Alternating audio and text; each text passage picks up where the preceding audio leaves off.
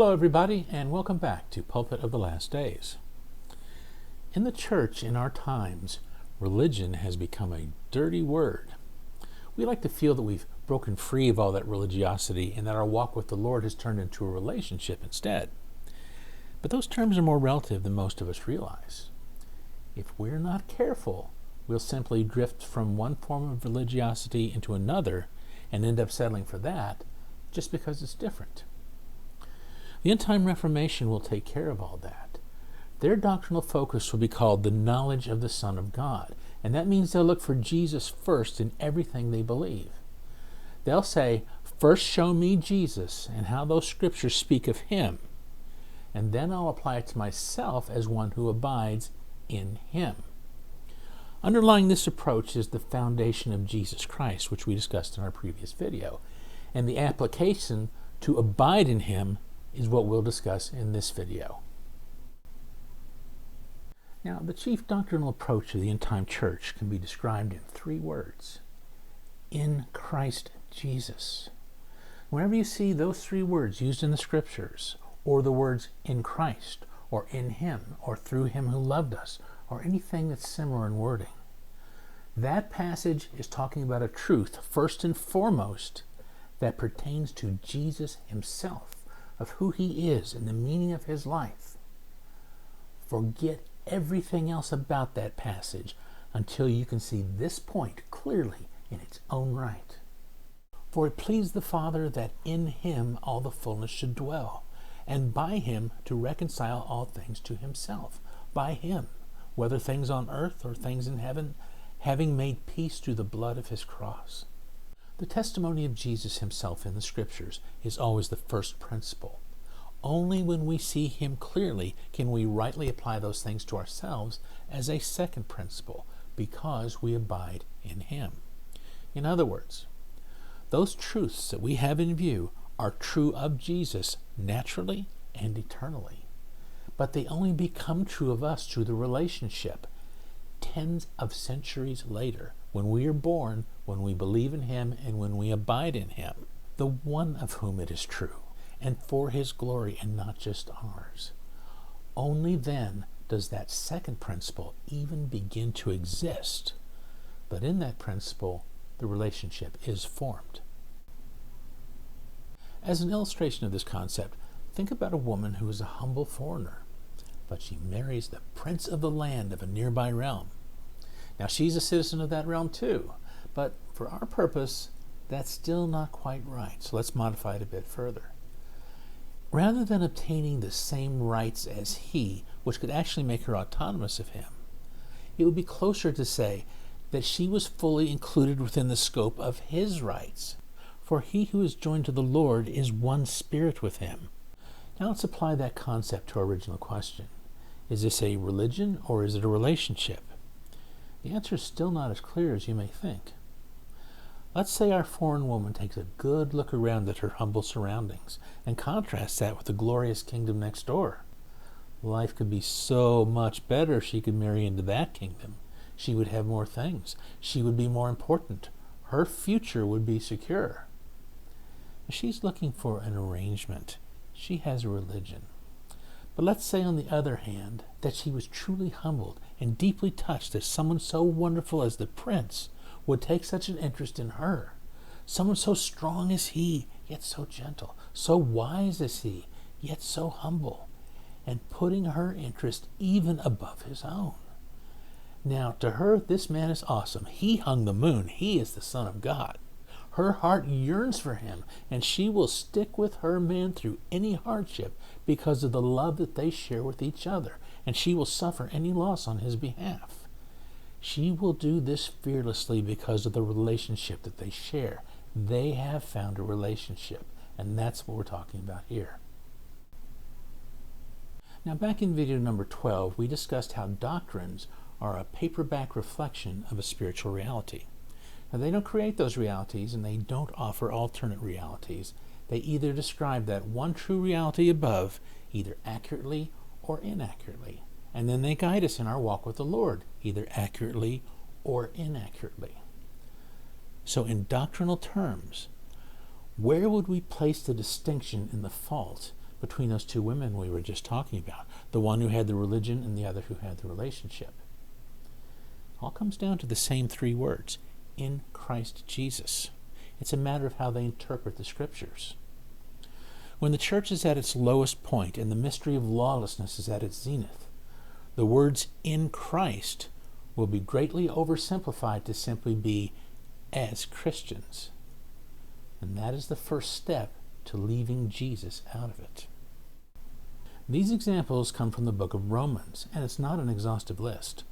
We are redeemed in Christ, not just redeemed as Christians. We are justified in Christ, not simply justified as Christians. We have peace, life, love, and truth in Jesus himself, in our unity with him, and not simply by an arrangement, as something dispensed to us from heaven, as Christians. This difference can also be expressed on a timeline. In Christ describes an eternal reality that is utterly dependent on his preeminence in all things and at all times, and our clinging to him continuously by faith. As Christians would seem to suggest that they punched the right ticket at some point in the past, and from here on they can take it on their own, with him as sort of a silent partner in the background. It promotes a false sense of autonomy. It is the very reason why Jesus will say to the 5 foolish virgins, "Depart from me, I never knew you." Now let's proceed to a doctrinal example so you can see the difference this makes. This will be on the subject of righteousness. Now, I'm partial to this example because it takes things to the point of absurdity where the point itself may be most clearly seen. Paul tells us in 2 Corinthians 5, "For he made him who knew no sin to be sin for us, that we might become the righteousness of God in him." In this example, the words "in him" transform the entire meaning of the passage. But if you skip over them in your mind, or if you understand them to mean simply as a Christian, then this is what you come away with. I am the righteousness of God. No, you're not. Jesus alone is the righteousness of God, both naturally and eternally. That is the first principle. What this is saying of you is that tens of centuries later, when you were finally born and believed in him and abide in him, the one who is the righteousness of God, then you were fully absorbed into his righteousness. So it's still about him first of all, but about us in a secondary sense, because we are one spirit with him.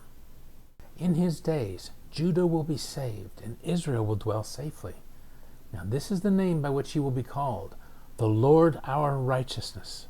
So it turns out God was righteous even before we came along to become his righteousness, or even if we had never come. That's what a first principle is. Always true in its own right, even if nothing else ever follows. But at a later time, Jesus set his love on us, and he absorbed us into his righteousness through our faith, through the relationship, not just through religious adherence.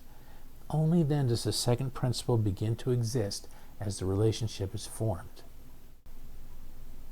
All right, let's take a look at another example. In this one, we'll see that the difference in those 3 words, in Christ Jesus, can sometimes be really explosive.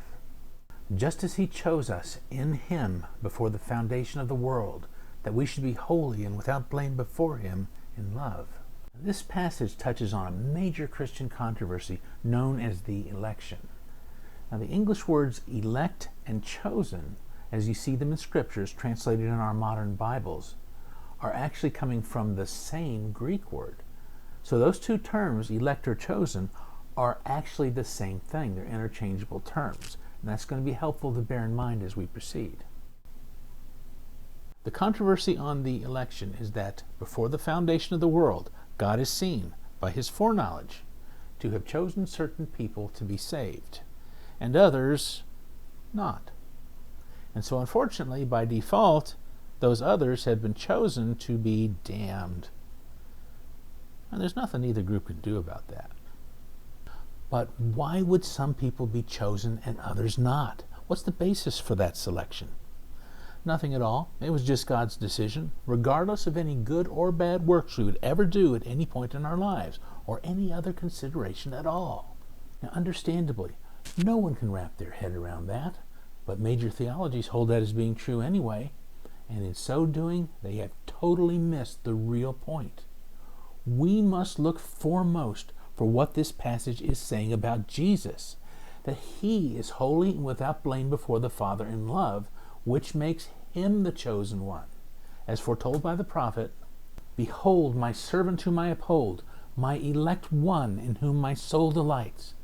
I have put my spirit upon him. He will bring forth justice to the Gentiles." Jesus is the elect one of God, which is only one, not one of many, but one and only. So in reality, there really was a criteria for the election of God.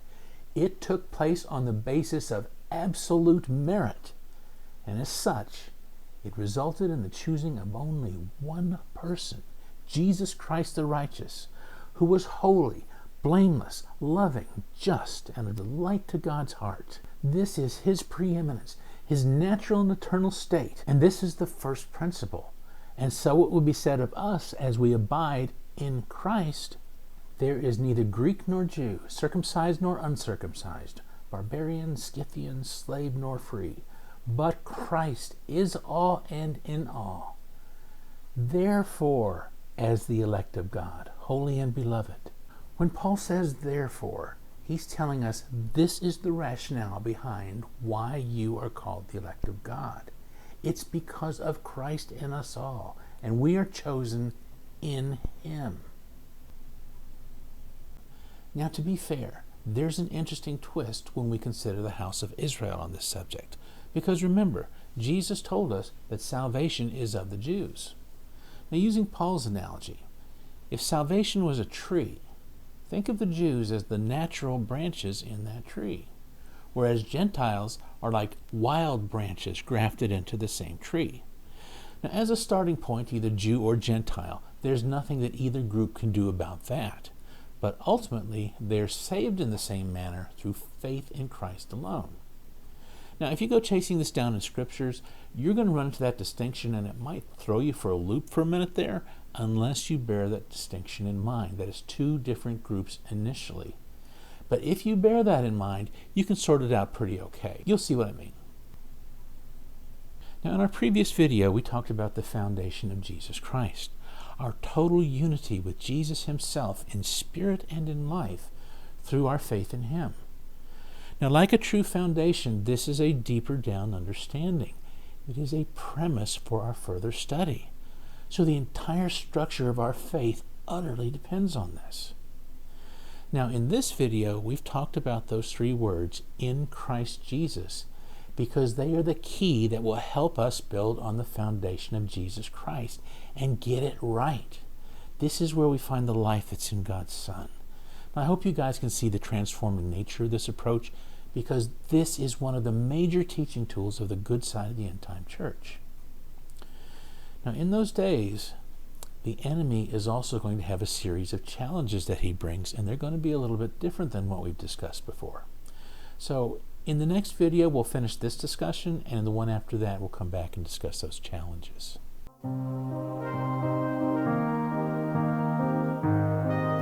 I hope you enjoyed this video from Pulpit of the Last Days, short essays about the end-time church as foretold in the New Testament. If you did enjoy it, please go ahead and click on that thumbs up button.